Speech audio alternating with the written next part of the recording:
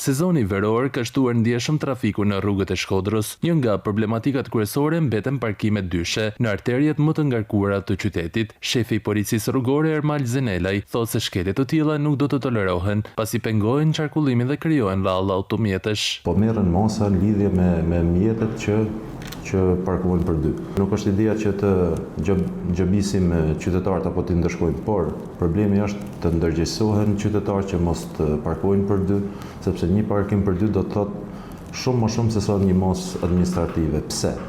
Sepse nëse një mjet parkohet gabimisht, aty kalon një zjarr fikse, aty kalon një ambulancë, apo bllokohet një kërsi biciklete dhe bëhet bërim aksidenti çdo moment. Sipas Zenelajt, policia po përdor edhe mjetet teknologjike për të evidentuar më shpejt shkelje dhe për të marrë masa ndaj drejtuesve të mjeteve. Teknologjia është një nga kriteret kryesore në kuadrin e dokumentimit të shkeljeve.